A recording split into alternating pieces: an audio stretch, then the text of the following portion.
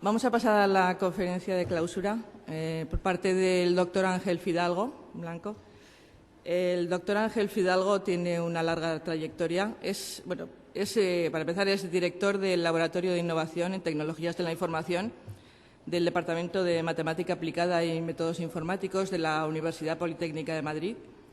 Y como digo, tiene una larga trayectoria en todo el tema de innovación educativa. Desde el 84 ya lleva trabajando en estos temas. Tiene un amplio currículum en desarrollo de plataformas y de software relacionado con la gestión del conocimiento. Y yo lo conozco desde hace muchos años y una característica que lo hace importante en estos temas es que es muy realista. Yo creo que se pone en todos los papeles y, desde luego, en fin, el tema de educación entiende perfectamente la situación que tenemos todos los profesores y a lo que nos enfrentamos con el tema de las tecnologías. Entonces, también quiero comentar que tiene un blog con una amplia difusión sobre innovación educativa, que es muy fácil de encontrar, porque si ponéis en Google innovación educativa sale el primero. Entonces, yo lo recomiendo, francamente, porque dice cosas muy interesantes. Entonces, cuando quieras. Ángel. Muchas gracias, Marisa. Antes de nada, pues sumarme, como no, a las felicitaciones que han recibido la organización del Congreso en las personas de Domingo y Catalina, porque todos sabemos lo que cuesta organizar un congreso, pero 17 yo creo que muy pocos sabemos lo que es organizar esa cantidad. El tema es un poco iniciar la reflexión de lo que ha sido la temática del congreso, de las tecnologías emergentes y, más concretamente, en la aplicación que tienen, en las posibilidades que nos plantean en el mundo educativo. Para explicar esa reflexión me voy a ayudar de dos elementos, que es una liebre y una tortuga, y me gustaría primeramente conocer un poquito esos dos mundos, el mundo de las tecnologías emergentes y el mundo educativo, que los conocemos todos, pero me gustaría aportar unas ideas de un breve análisis. La liebre va a representar las tecnologías emergentes y la tortuga el mundo educativo. ¿Por qué esta representación? Insisto que el objetivo es conocer un poquito esos dos mundos. Las tecnologías emergentes, una de sus características es que evolucionan muy rápidamente. Y además, cuanto más pasa el tiempo, más rápida es esa evolución.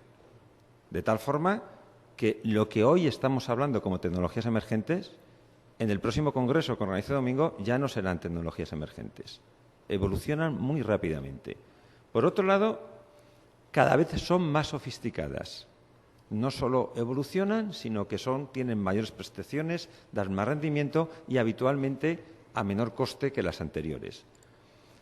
Provienen de un modelo, y esto es muy importante tenerlo en cuenta, que se llama de fuerza creativa. Es un modelo que estudia la gestión del conocimiento, donde eso lo que quiere decir que el contexto donde se producen esas tecnologías son contextos donde están la creatividad, la innovación, el ir contracorriente.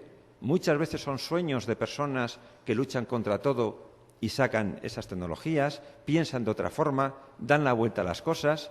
Es el contexto, es el germen, es el caldo de cultivo donde nacen esas tecnologías emergentes.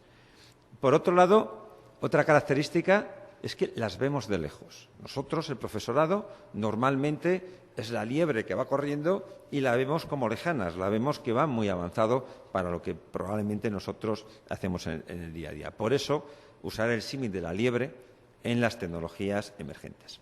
¿Y el mundo educativo cómo es? Primero, evoluciona muy lentamente. En la conferencia inaugural nos mostraron unas ilustraciones desde los griegos hasta la Edad Media, donde parecía que había variado poco. Pero yo me atrevería a que si ahora tiramos una fotografía en la mayoría de los centros de educación de cualquier nivel educativo, la pinta es la misma, evidentemente con otras ropas, eso sí, y probablemente con otros muebles. Hombre, los de la Edad Media a lo mejor no, pues son parecidos a los de la Edad Media, pero el contexto es muy, muy parecido, es similar. Por lo tanto, hay una evolución lenta al menos del contexto, al menos lo que se ve desde fuera. Es tremendamente lento. Insisto que ahora mismo una visión de un aula habitual hoy en día es muy parecida a un aula habitual de hace 1500 años, en esa visión externa. Por otro lado, solemos utilizar los mismos procesos. Pues lección magistral, tutoría, procesos de evaluación, las metodologías formativas, por decirlo de alguna forma, si las analizamos, si las separamos, prácticamente son las mismas. La lección magistral, por ejemplo, que es un recurso ampliamente utilizado, pues es la que básicamente estamos dando en todas las épocas. Por otro lado, está basada en un modelo burocrático. ¿Eso qué quiere decir? Un modelo burocrático no tiene que ser malo necesariamente. Un modelo burocrático es una organización que tiene una maquinaria muy engrasada para sacar su objetivo. ¿Y cuál es su objetivo? ¿Cuál es el producto de la formación? Pues, en principio, sacamos personas con una capacitación o una formación que se supone que la pueden aplicar en un determinado contexto. Imagínense que llega un profesor de geología y dice, no, yo sé cómo enseñar a mis alumnos geología, me los voy a llevar 3 meses al campo. Bueno, rompe toda la maquinaria, rompería toda la maquinaria, no se podría hacer.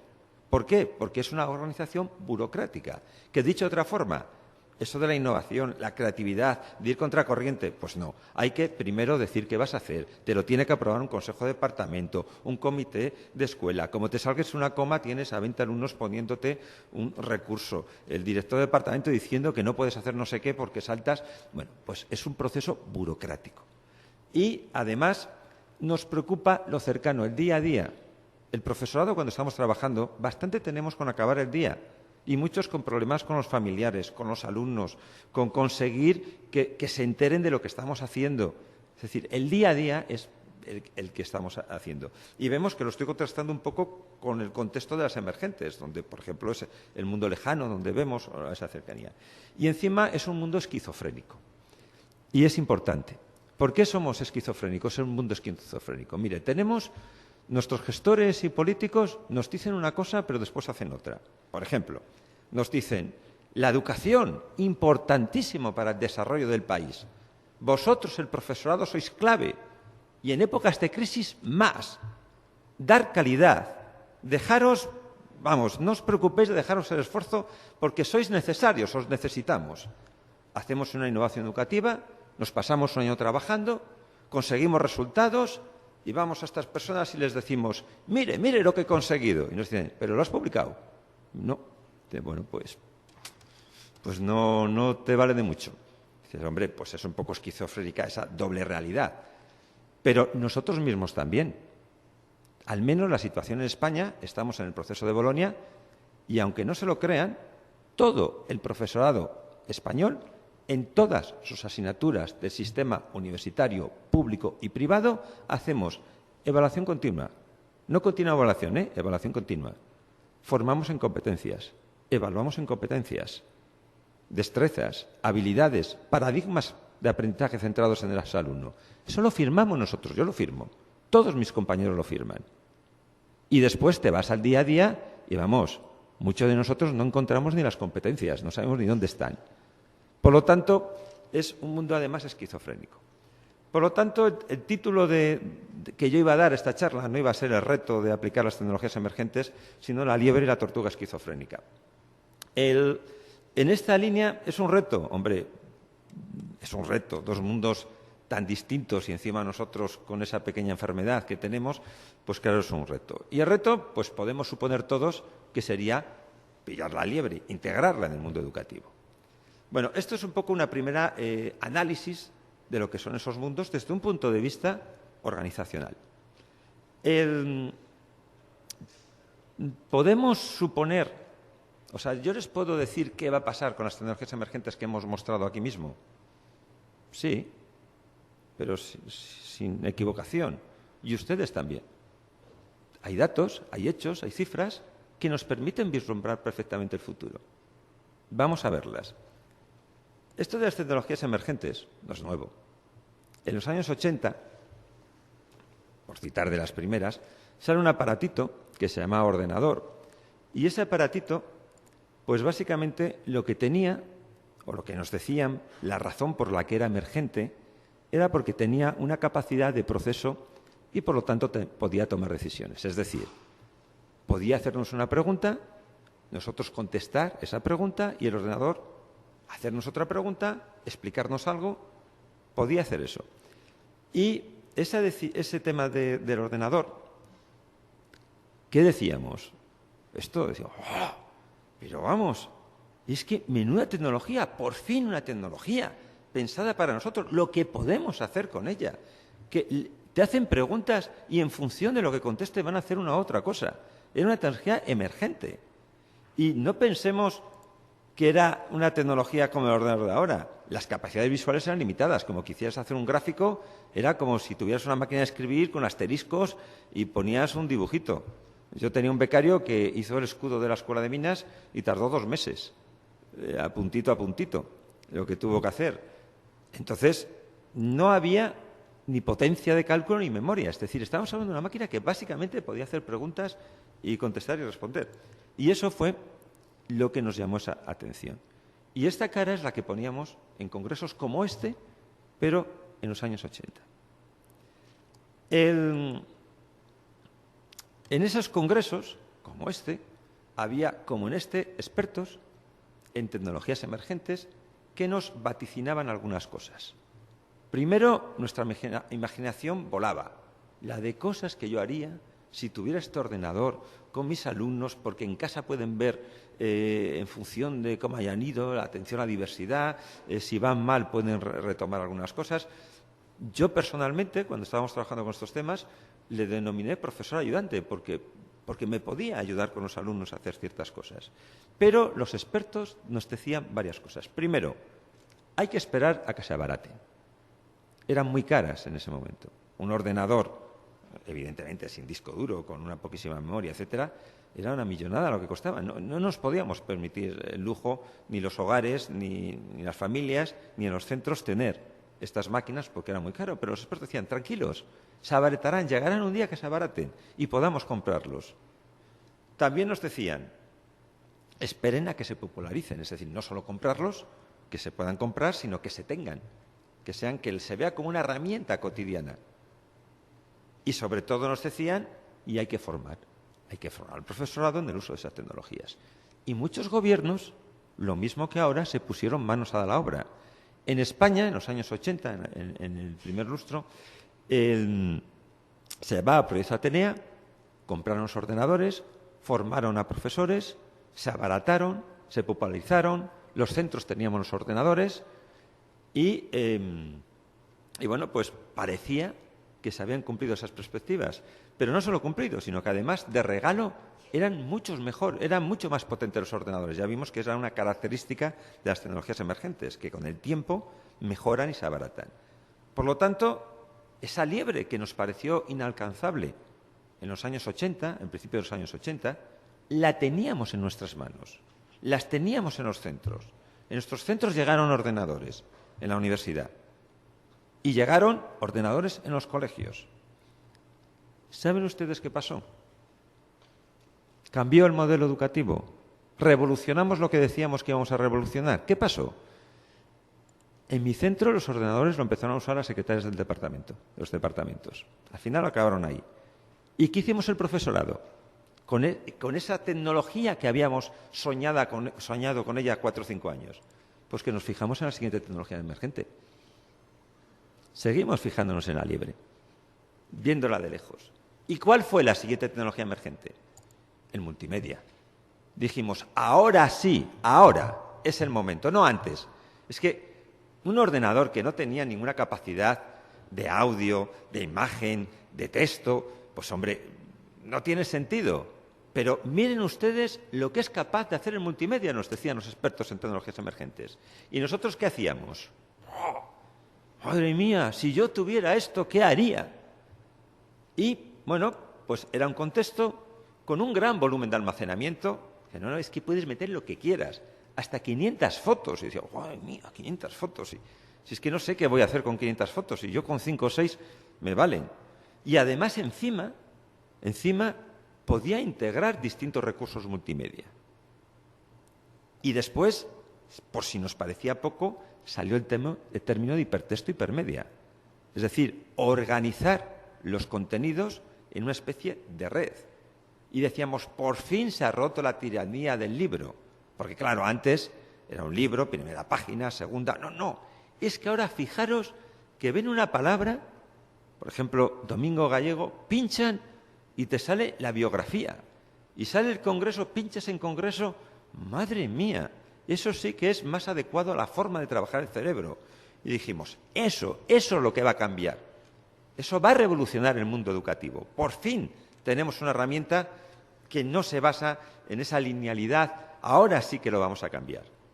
Pero llegaron los expertos y nos dijeron, sí, pero cuando se abaraten, porque costaba mucho. Nosotros en España hicimos el primer CD-ROM de multimedia, porque los gobiernos, todo esto siempre detrás de un plan de gobierno, y nos decía el gobierno español, que no tenemos producción multimedia en España. Vamos a quedarnos retrasadísimos respecto a los países superdesarrollados. Tenemos que producir multimedia. Es un indicador de nivel de desarrollo. Y sacaron unos proyectos que de las antiguas pesetas nos soltaron 30 millones de pesetas para hacer un CD-ROM. La duplicación, las 1000 copias de CD, tuve que ir a Alemania a hacerlas. Y nos cobró 1 millón de las antiguas pesetas. La digitalización de diapositivas, fuimos a Japón a comprar un tubo para conectar un macro con una cámara de vídeo y así poder digitalizar diapositivas. Claro que el precio era carísimo. Eso era inviable que lo tuvieran los colegios. Pero decían, bueno, algún día se abaratarán. Y nos dijeron, y se tienen que popularizar, por supuesto. Es decir, en el hogar tiene que haber multimedia. Y además tenemos que formar al profesorado. Óscar, que está por ahí, que trabaja conmigo, me dice, Ángel, ¿has repetido esta diapositiva? Está repetida. Yo, no, es que seguían diciendo lo mismo. Y ponían esas condiciones, y tenían razón. Se abarató. Teníamos otra vez la liebre a nuestro alcance. ¿Y qué pasó? Que nos fijamos en la siguiente tecnología emergente. No voy a seguir con estas fichas, pero la siguiente tecnología emergente en los 90 fue Internet. Ahora es la conectividad. Ya podemos estar conectados con el alumno. Podemos en tiempo real. Se pueden conectar y ver lo que ha escrito otro alumno. Esto es lo que va a revolucionar el mundo educativo, seguro. Bueno, Internet se populariza. Internet cuando sale, aparte de los fallos, de que solo era texto, de que no había multimedia, porque no había ancho de banda, pues bueno, pero se veía como que eso ya por fin... ¿Qué pasó? Pues que a los mediados de 2005 estamos viendo el web 2.0. Ahora sí, hombre, ahora. El web 2.0, la cooperación, la socialización, lo de Internet era un rollo, era 1.0, hombre. ¿A dónde va usted? Ahora el 2.0. ¿Y tuvimos 2.0? Sí, pero es que ya no es barato, es que es gratuito. Podríamos blog, wikis. ¿Y se revolucionó? No. Y ya, por ir al 2012, a hoy, al día de hoy, pues nos dicen que está el mobile learning, el web 3.0, los juegos, la realidad aumentada, todo eso lo estamos viendo en este congreso. ¿Y nosotros qué hacemos? ¡Oh! Madre mía, lo que yo haría con esto que nos enseñaron de realidad aumentada. Este modelo centrado en el hola, bueno, pues no se llama así. Se llama técnicamente un modelo centrado en la tecnología. ¿Qué eso qué quiere decir? Lo que quiere decir es que tú se centras en algo que va mucho más rápido que lo que a ti te da tiempo a incorporarlo, siempre vas a decir ala. Por ejemplo, podemos decidir con el modelo centrado en la tecnología, para entenderlo, decir, bueno, a mí esto de la realidad aumentada me ha convencido, voy a aplicarlo. Lo primero que harían cualquiera de ustedes, ¿qué sería?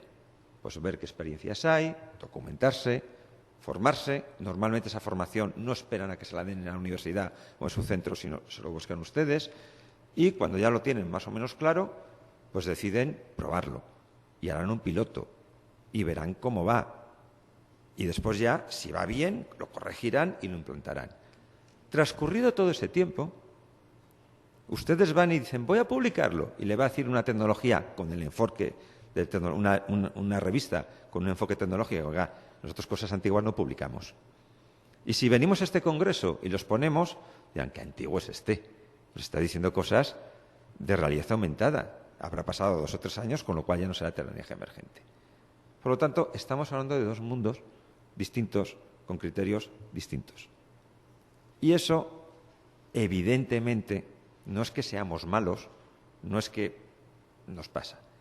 Si nos sirve de consuelo, en los años 80 pasaba también. Yo recuerdo como anécdota en un congreso, yo estaba entre el público y había una serie de gente muy, muy motivada. Y uno, el que estaba a mi lado, había hecho un curre tremendo en un lenguaje que después comenté algo de él, que se llamaba Logo, y el ministerio decía que había que trabajar en Logo, etcétera, etcétera. Los que tenemos canas no suenan, los que no tenéis canas era un lenguaje que había antes.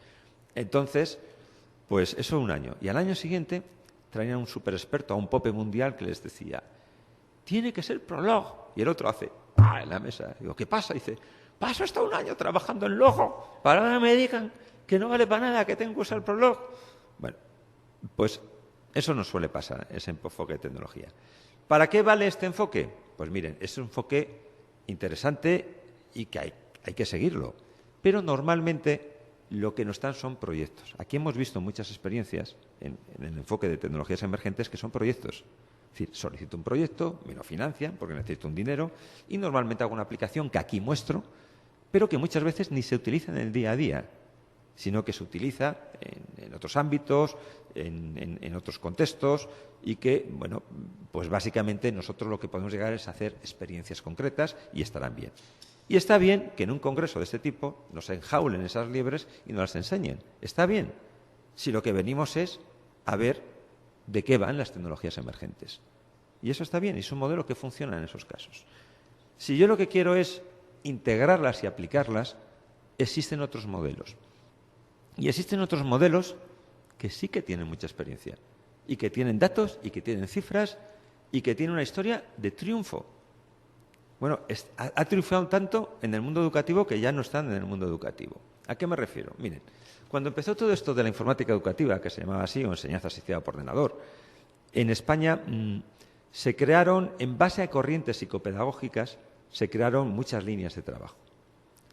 Prácticamente todas las líneas de trabajo que se crearon han fracasado. Pues la que yo os decía al principio de usar el ordenador con esa capacidad de decisiones eran más de tipo constructivistas, etcétera. Pero había una línea basada en teorías de aprendizaje por descubrimiento, donde decían que un aspecto interesante e importante para la formación era que el alumnado aprendiera por descubrimiento, interactuando con la realidad. Y entonces, bueno, eso desató una corriente que se llamaba simulación por ordenador o micromundos por ordenador, donde la idea la tenía muy clara esa corriente y era usar la máquina, usar la tecnología, ¿para qué? Para simular un entorno. Pues las primeras simulaciones eran variable X, población, variable Y, temperatura, variable no sé cuánto, y te salía un texto, pero cumplía su objetivo, que era interactuar. ¿Todo eso se desarrolla tecnología multimedia? Perfecto. Mejoran el proceso. ¿Por qué? Porque ha mejorado la tecnología. Ya no es que hagan variable X, es que pueden poner imágenes. Y eso se descubre que es un método formativo excelente. Y en algunos casos no es que sea excelente, necesario. Por ejemplo, para manejar una central nuclear. Llega el operario, maneja en una situación, se carga el relé y el depósito 5. Y le dicen, te han despedido. Pues hombre, esa persona ha aprendido bastante. Sabe que eso no lo puede volver a hacer porque le van a despedir. En pilotos, en simulaciones. Y toda esa tecnología crece. ¿Pero por qué? Porque está orientado al proceso. Tenía muy claro el proceso. Y la tecnología iba a ayudar a mejorar el proceso. Era un enfoque basado en el proceso. Por lo tanto, ese enfoque ha triunfado tanto que no está en nuestro mundo. Nació en nuestro mundo educativo. Nació en el mundo de la tortuga. Pero se salió. Entre otras cosas, porque sigue sin ser barato, son muy caros esos sistemas, porque no están popularizados y porque no tenemos formación. Es decir, lo que nos decían los expertos se cumple, pero lo ha asumido otros entornos. Formativos también, pero no académicos. Ese modelo, el modelo basado en el proceso, es sobre el que les quiero dar algunas matizaciones y contar algunos ejemplos para que vean que si aquí vienen con la intención de poder aplicar lo que están contando los expertos o lo que nos han contado otros compañeros, sí se puede hacer. pero evidentemente no con un modelo basado en la tecnología. Y les voy a contar 2 casos. El primer caso se basa en lo siguiente. Nosotros hace 2 o 3 años, cuando Web 2.0 hace 2 años, cuando en este mismo congreso se decía que Web 2.0 era una tecnología emergente y el cloud computing también, eso fue el otro año, pues decidimos coger esas 2 tecnologías. ¿Que eran emergentes? Hoy ya saben que no, porque se lo han dicho a ustedes, a una pregunta que hicieron en la primera sesión. Entonces, esas tecnologías que hoy no son emergentes, pero ayer sí, pues las cogemos, las que tengamos más a mano. No importa tanto la tecnología. Recuerden que voy a orientarme al proceso. Y normalmente, ¿para qué se utilizan? Miren, cuando alguien está enfermo, normalmente las cosas se utilizan para curar la enfermedad. A nosotros nos gusta tratar de curar la esquizofrenia. Y les voy a poner un ejemplo de cura de esquizofrenia. Se trata de lo siguiente. Es el enfoque centrado en el proceso, con una tecnología y metodología 2.0, decidimos hacer un desarrollo para hacer trabajo en grupo. Si yo esto se lo cuento a un político, me da 0 de financiación, pero 0. Y me dice además que no le tome el pelo. ¿Por qué? Porque todos hacemos trabajo en grupo. En el papel, sobre el papel, todas las asignaturas hacen trabajo en grupo. Y no solo todas las asignaturas en la universidad, sino que antes de la universidad también hace trabajo en grupo. Por lo tanto, bueno, pero ¿cuál es la esquizofrenia? Bueno, el trabajo en grupo suele ser de tipo caja negra, es decir, háganme ustedes un trabajo en grupo. Me dan un resultado y yo evalúo el resultado. Y puedo tener rúbricas donde voy a tratar de ver competencias, pero lo hago con caja negra, es decir, es supuesto que han trabajado en grupo. Y sobre el resultado hago cosas. Yo en la Escuela de Minas, que la cito mucho, es donde trabajo, siempre ha sido bastante innovadora en los procesos sobre todo de tecnologías, pero yo en el 84, cuando di mi primera clase, decidí hacer un trabajo en grupo. Y era 6º curso de la carrera, y según dije eso, eran 120 alumnos, se formaron los grupos. Digo, he hecho magia o algo, porque según digo, vamos a hacer trabajo en grupo, la gente se agrupó. Y les pregunté y dicen, no, es que tenemos mucha experiencia en hacer trabajo en grupo, ¿eh? Digo, bueno, bien, perfecto. He ido al sitio adecuado. Les puse el trabajo en grupo y trataba de medir las competencias. Por lo tanto, yo lo que hacía era que había 2 sesiones, me iba con ellos a ver el trabajo en grupo en esas sesiones y el ambiente era tremendo. Se trabajaba en grupo de verdad, en el pasillo, en la sala, en cualquier otro sitio. Las clases, las aulas de la Escuela de Minas para 6º curso eran de 40 personas. ¿Por qué? Porque nunca iban los 120. Estaban ya el último curso de carrera. Nosotros necesitábamos el salón de actos, porque no cabían las aulas que tenían. La gente iba, trabajaba, intercambiaba experiencias. Pero hubo una cosa curiosa, que en muchos grupos se enfadaban 2 personas, pero se enfadaban de no hablarse. Grupos de toda la vida y no se hablaban. Y yo, ingenuo de mí, en un congreso dije, imagínense la intensidad de los debates que se enfadan. Bueno, me mosqueó un poco que se enfadaran tanto. Y entonces ya saben ustedes que el profesorado tenemos el don de la palabra, del convencimiento. Y yo tenía un becario que se llamaba Rubén, que estaba en 6º, le dije, Rubén, o me dices qué pasa o te echo de la beca. Y me lo contó. Dice, bueno, mira, pasa esto. Dice, estamos acostumbrados a hacer trabajo en grupo, pero ¿cómo funcionamos? Cada vez lo hace uno y firman todos. Por eso los grupos son estables. Le expliqué que eso era cooperar, pero no trabajar en grupo. Entonces, ¿quién se enfadaba? El último que había hecho trabajo en grupo. Decía, que yo ya no lo hago, que no me toca. Y los otros decían, no, es que el profesor viene y nos va a preguntar a cada uno qué hemos hecho.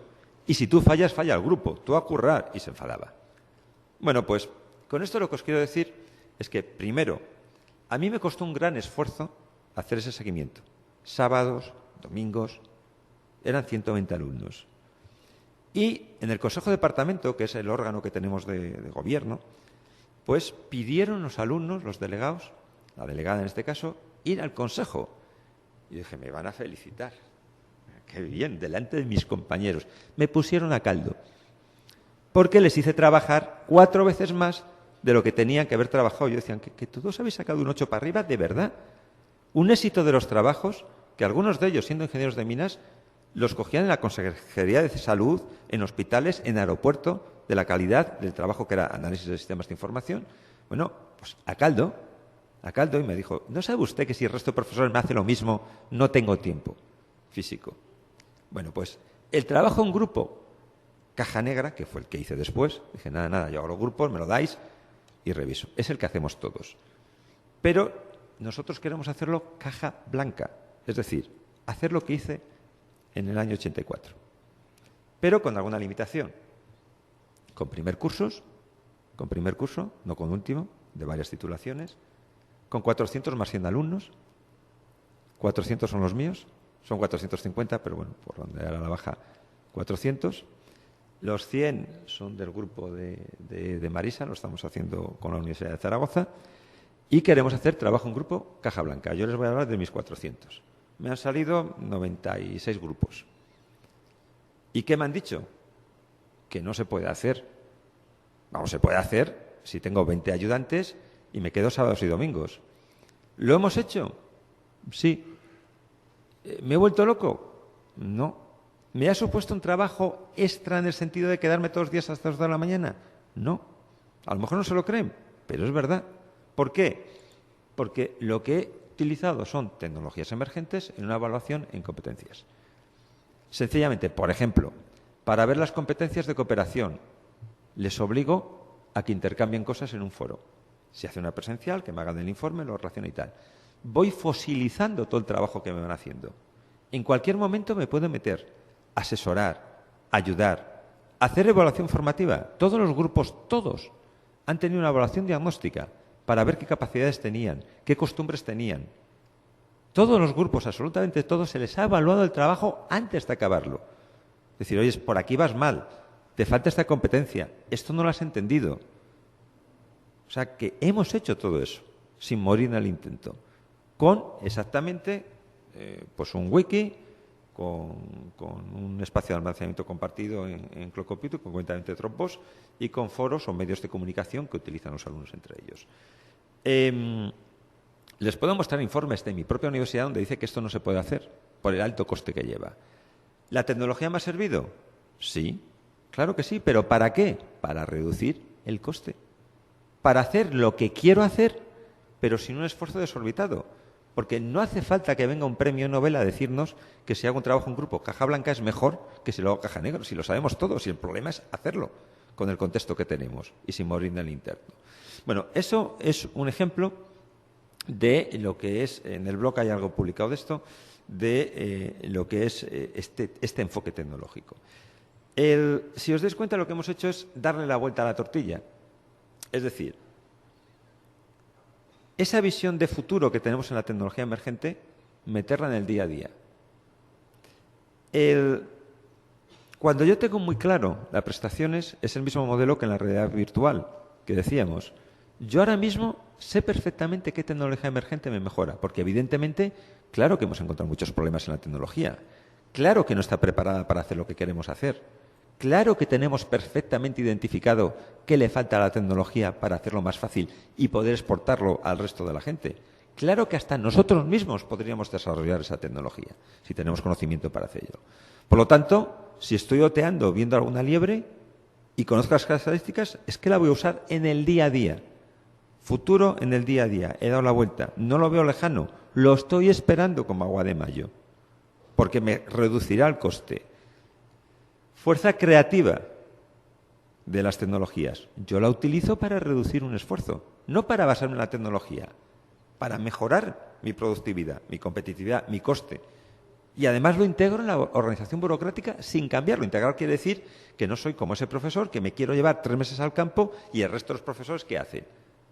No rompo la organización burocrática, la mejoro. Y después, además, la mejora esto está al revés. La mejora de la tecnología ayudaría a mejorar el proceso. Observen que he dado la vuelta. Estos ámbitos de aplicación, en el laboratorio y en colaboración con el Grupo GT de Zaragoza, lo estamos aplicando en el durante, es decir, en los procesos del día a día formativos, lo estamos aplicando en el antes y lo estamos aplicando en el después, con bastante éxito. En el después, por ejemplo, cuando acaba el proceso de formación, cuando el alumno no está conmigo, hay una acción que le permite, por gestión de conocimiento, usar la experiencia, mantenerlo. Muy brevemente, me quedan 5 minutos, esta experiencia en el después, yo a mis alumnos doy informática y gestión de conocimiento en la Escuela de Minas, pues tenía que convencerles que lo que yo enseñaba servía para algo. Y me costaba convencerles. Y convencía a 2 o 3.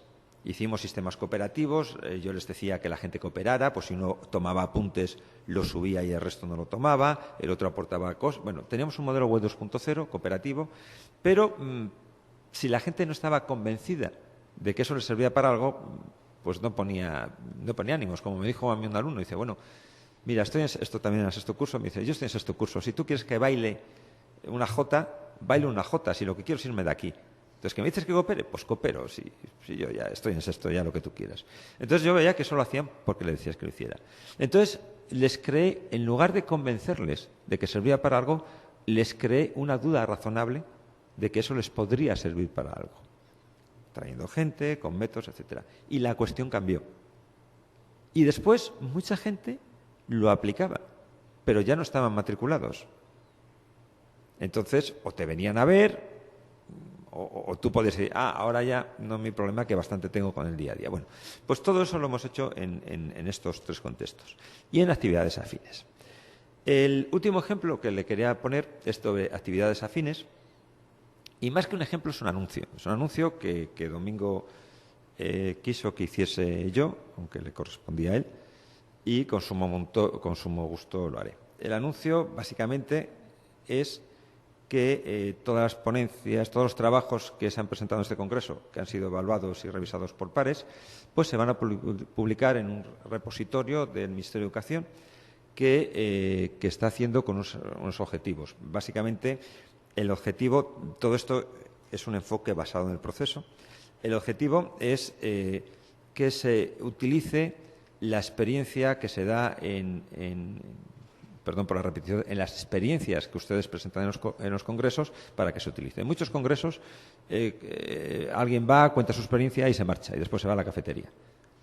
Y entonces, bueno, pues en este proyecto estamos analizando el porqué.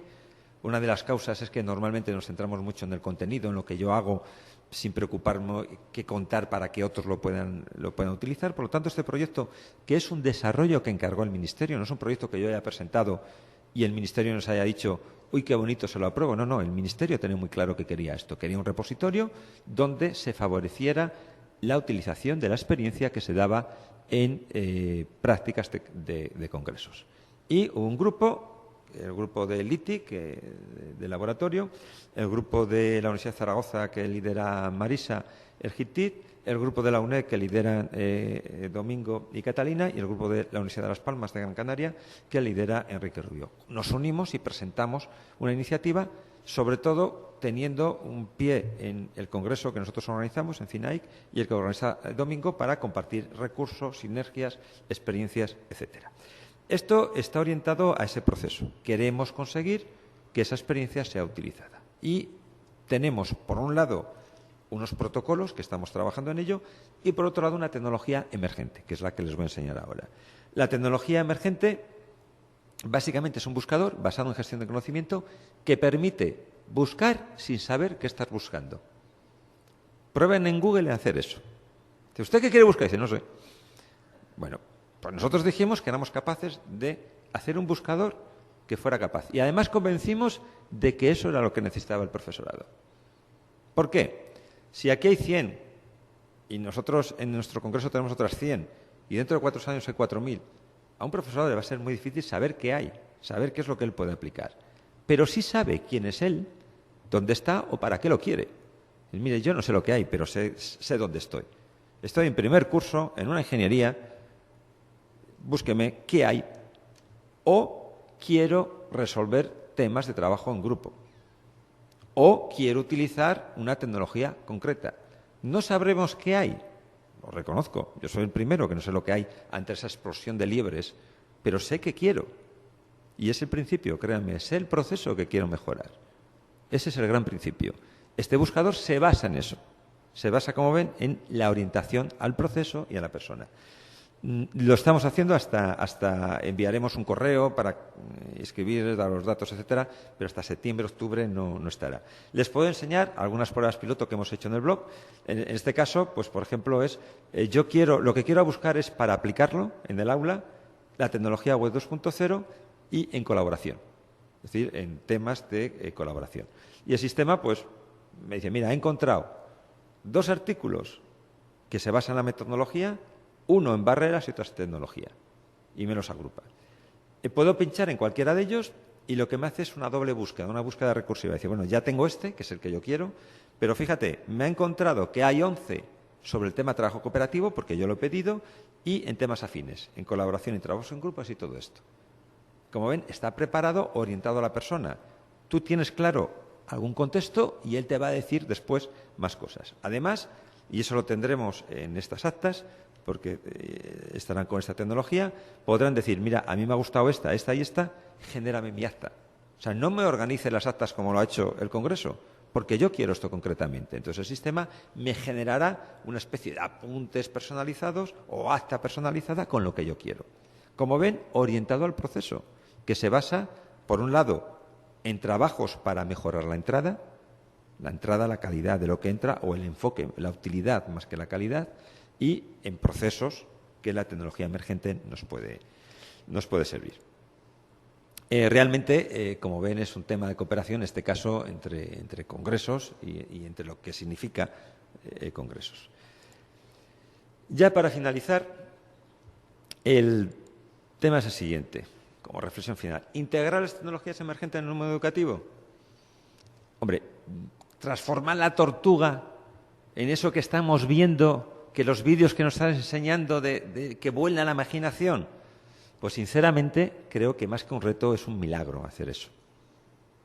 Sin embargo, utilizar la tecnología como medio de forma progresiva en el mundo formativo, es decir, orientado a la mejora del proceso, hombre, creo que es un reto viable y además posible. Gracias por su atención.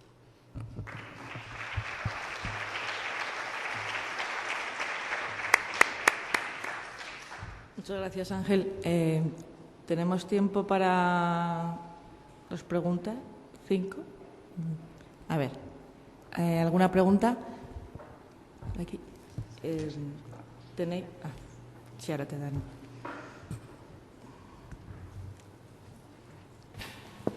Sí.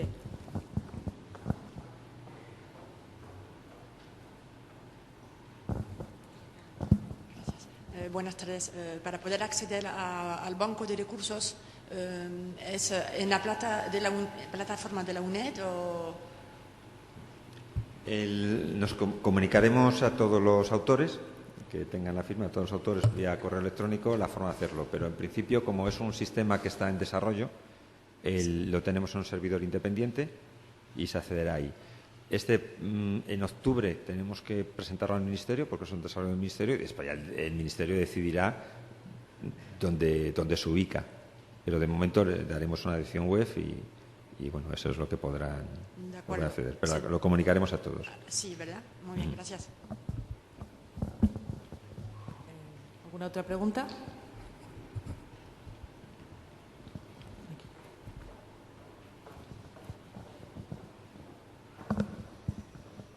Fabián Jaramillo, de Ecuador. A mí me parece, Ángel, que poner los puntos sobre las IES y ubicar dónde está la importancia de todo esto es esencial para no perderse. Yo he llegado a la conclusión, sumándome a tu extraordinaria charla y dirección, que integrar las TICs al proceso pedagógico con sentido y con trascendencia implica sobre todo trabajar en docentes y estudiantes para que estos tengan la competencia para manejar información. Tú hablaste de gestión del conocimiento, parece que ese es uno de tus campos de especialidad, y eso implica justamente cómo buscar, cómo procesar la información y cómo aplicarla y cómo comunicarla. Yo personalmente, después de 2 décadas de trabajar este proceso, esa es mi mayor conciencia y quiero compartirla. Si no se desarrolla competencia para manejar información en docentes y estudiantes, cualquier tecnología antigua o emergente no tiene mayor trascendencia. Estoy de acuerdo y añadiría una cosa. Es una competencia que nosotros en todos los cursos trabajamos con ella. Y lo que más nos cuesta es que distingan el concepto de información útil. Ya no de conocimiento, porque entonces ya nos perdemos mucho, pero información útil. Y añadido a esas competencias, es el saber identificar qué es información útil. Se puede hacer y la experiencia nuestra es que les cuesta mucho porque no están acostumbrados a por ellos mismos, digamos, valorar la utilidad.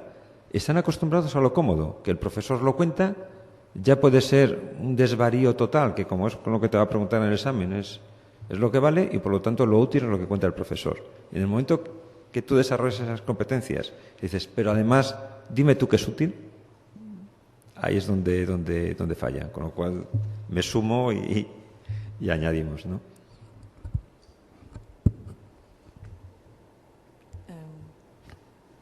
¿Alguien más quiere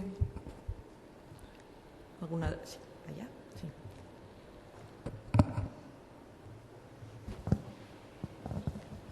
Sí. Sí, muchas gracias por esta charla que realmente es un broche de oro para este congreso. Me parece excelente. Estas velocidades diferentes que has marcado, evidentemente que lo veo como una de las dificultades para que desde el ámbito de la educación se pueda construir teoría sobre estas tecnologías usadas en la educación.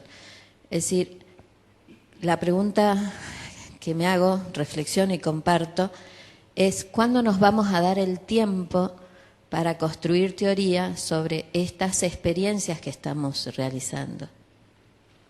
No sé qué opinas. Sí, siempre depende del enfoque. Es decir, si el enfoque de lo que hacemos es publicarlo, divulgarlo, que es un enfoque importante y hay que hacerlo, evidentemente la doble velocidad es una maldición, porque nos va a limitar mucho el tipo de consolidación que queremos hacer. Tiene que ser una consolidación, daros cuenta, muy rápida para poder explicarlo a nivel de experiencias, etcétera. Cuando decía centrado en el proceso, básicamente, si yo centro en el proceso, lo que es la propia tecnología, lo que va es mejorando el proceso o sacando un proceso nuevo, que también es posible. Por lo tanto, cuando el enfoque está en los resultados, normalmente las teorías pedagógicas funcionan cuando se basan en un contexto concreto, cuando se dan unas condiciones, pero esas condiciones son muy difíciles que se den, por lo menos en nuestro contexto educativo. Entonces, bueno, pues si tú te basas en decir, bueno, estoy consiguiendo que estas teorías pedagógicas vamos a aplicarlas al día a día y vamos a conseguir que en contextos donde se supone que no funcionan van a funcionar, esa es la línea. Esa es la línea un poco que nos va a permitir consolidar. ¿Qué ocurre? Que es como eso, el refrán ese que dice que el árbol no te deja ver el bosque. En este caso es la tecnología la que no te deja ver el mundo educativo. Y todos tenemos, evidentemente, nuestra responsabilidad en ello, ¿no? Y por eso estamos tratando de, en esta línea de los congresos que contaba, queremos hablar de utilidad de la experiencia. Queremos dar un enfoque en la exportabilidad, en la aplicabilidad y dar menos enfoque a la tecnología, que es importante, pero que es un modo, creo yo, de ir consiguiendo de cambiar la situación actual, porque la situación actual, desde luego, está como está y mucho me temo que seguirá estando.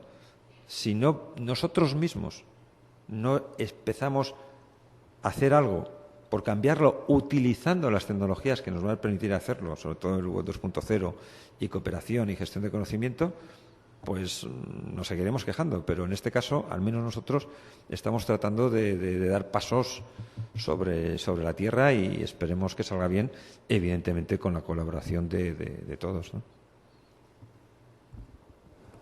Bueno, creo que ya hemos agotado el tiempo, entonces muchas gracias.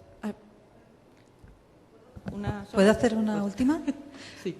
Solamente a mí también me ha parecido muy interesante esta conferencia final y me gustaría concretar un poco en el campo de cooperación al desarrollo, en contextos donde la calidad de enseñanza, por distintas razones, y sobre todo económicas, es muy baja. Yo también me planteo muy a menudo, por el trabajo en el que estoy en este momento, hasta qué punto merece tanto la pena centrarse tanto en las innovaciones cuando hay un fallo de base digamos, de calidad de conocimientos y de transmisión de enseñanzas. Entonces, esto que ha comentado de que la forma de enseñar desde la Edad Media, pues en la enseñanza presencial básicamente es la misma.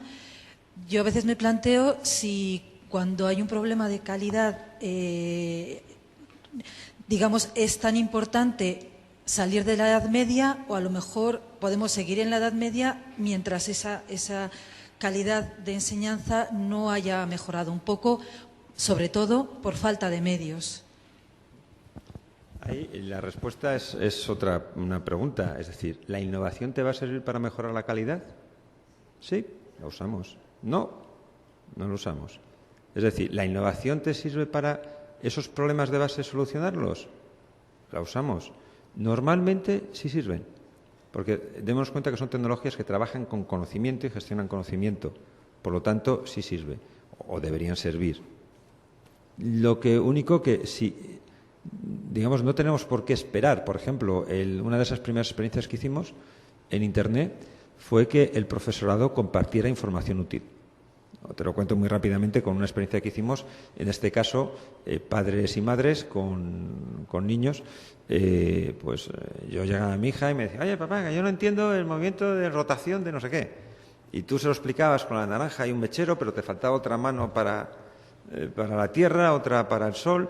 Y entonces, bueno, pues encontramos un recurso en Internet que lo explicaba muy bien. Yo lo que hice fue compartirlo con otros padres y madres.